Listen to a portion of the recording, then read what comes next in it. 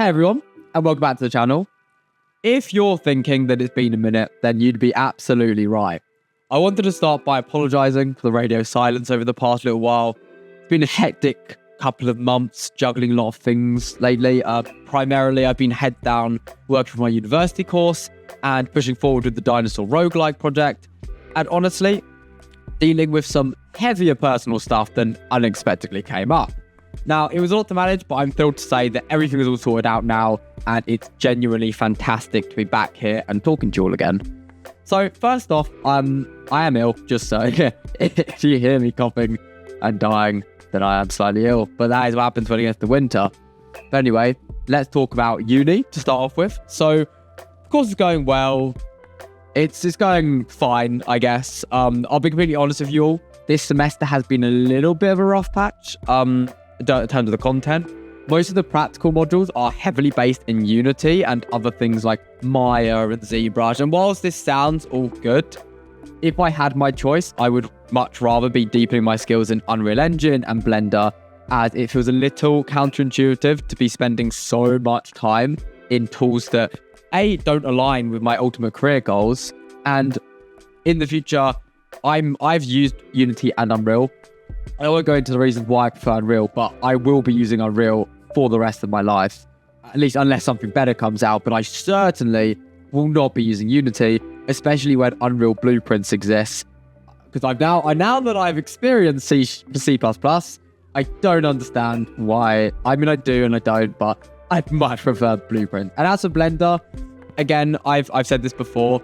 I get Maya is industry standard. I completely understand that. But considering the ultimate career goal is indie game development, I will not be affording Maya's $3,000 per seat or however much it is. I will need something that's Blender. I also like the fact that Blender contains everything. I've not got to switch between different applications. I'd rather have a generalized tool that I know extremely well and can do everything I need to do in one space. Same with Unreal Engine as well. Now, there has been one major highlight that I'm genuinely passionate about in the 3 modules that I have this semester, and that's the module on narrative design in games. Now, I don't know if I said this before, but my secondary job is a script writer. So diving into how to effectively link script writing principles with interactive game design was absolutely awesome. I'm so glad that was one of the modules this semester. It's been a great exercise in learning how to structure stories that work with gameplay and how the little branching narratives work, rather than being bolted onto it like how I would write a normal story. Now, secondly, this is quite a hefty one. I've done a lot of thinking and searching for things related to where I'm trying to take my path for next year, and this revolves the dinosaur roguelike game. Now, I only announced this, 4 months ago, sometime during summer, and the prototype is, I'm happy to report, works. It's a huge milestone. It's a functional game. If I wanted to, it could run as a game. There needs to be a lose condition and a win state and blah blah blah. But now I've got the prototype down. There's been a bit of a reality check that I've had to give myself. Now, I have 100% gone into something that is way too content heavy. The scope of what I initially envisioned with all the dinosaur varieties, procedural generation, and intricate systems such as the levels and the shop and the roguelike elements to it, they are a little bit too massive for a solo developer at my stage. It forced me to make some drastic necessary changes, and rather than completely cutting all of the content that I had planned, I'm going to be backbenching the game, basically. Now, I've been watching some success stories from another game dev YouTuber recently. I can't remember his name. I think it's Aramus. And so he was working on this game, and then it went well. It was a good release. He spent ages on it. And then he released his second game, which is, I think it's called Game About Black Hole. Very small scope, but it blew up. It was fantastic. I've seen it spread everywhere. It was so awesome watching him succeed with and to do something that is so little scope but has so much success, which just proves how good of a game design it truly had. Now, this hammered home a very crucial lesson for me. I need to be working on a single overly ambitious game for too long will only drag you down, potentially leading to a burnout or an unfinished product.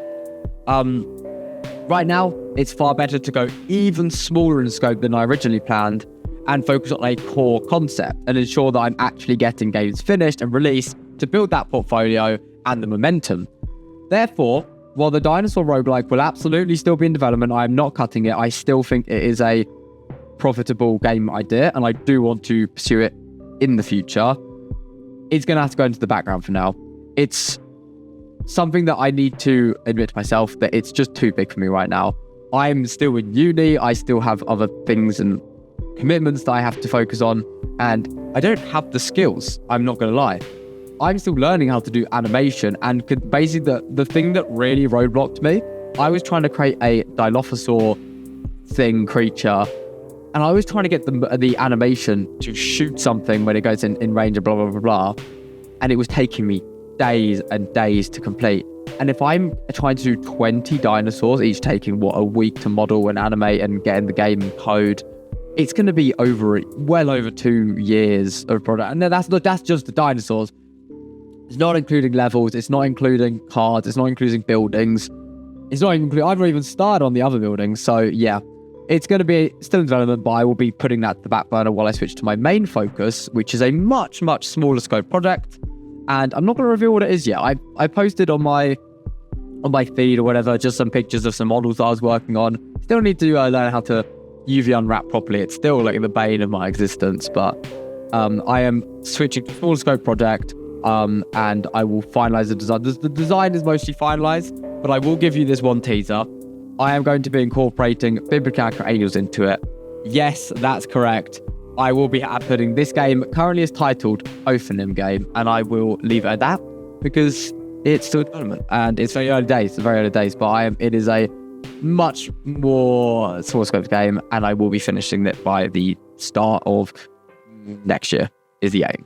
Now, finally, on a more practical note, I have around 3 weeks left of this semester before the Christmas break kicks off, and my immediate plan is to be completely locked in for this short period of time to get every assignment, final project and presentation finished and submitted, so that's no longer a problem. I'm looking forward to finishing strong so that when the new year comes about, it'll feel like a proper reset and a chance to hit the ground running with a new smaller game project and a refreshed content schedule here on YouTube. So yeah, that's the quick catch up on where I've been and what's coming next. Thank you all very much for your patience and for sticking around.